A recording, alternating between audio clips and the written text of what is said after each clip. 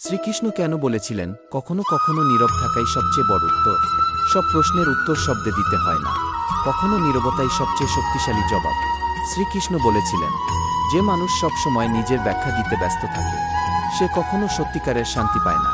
সবাই তোমাকে বুঝবে না, কিছু মানুষ তোমার নীরবতাকেও দুর্বলতা ভাববে। কিন্তু মনে রেখো, বিতর্ক সবসময় জয় এনে দেয় না। অনেক সময় নীরবতা মানুষকে তার আসল মুখ দেখিয়ে দেয়। শ্রীকৃষ্ণ শেখান, যেখানে তোমার মূল্য নেই সেখানে শব্দ নষ্ট করার দরকার নেই।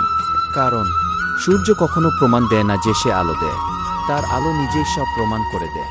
তাই জীবনে সব জায়গায় উত্তর দিও না, কখনো কখনো নীরব থাকো, সময়ই তোমার হয়ে উত্তর দেবে। নীরবতা দুর্বলতা নয়, এটা জ্ঞানীর শক্তি। কি কথাগুলো যদি আপনার মনের মতো হয়ে থাকে এবং বাস্তব মনে হয়, তবে ভিডিওটিতে একটি লাইক দিন আর আপনার মূল্যবান মতামতটি কমেন্ট বক্সে অবশ্যই শেয়ার করুন। এমন আরও ভিডিও দেখতে চ্যানেলটি সাবস্ক্রাইব করে পাশেই থাকুন। ধন্যবাদ।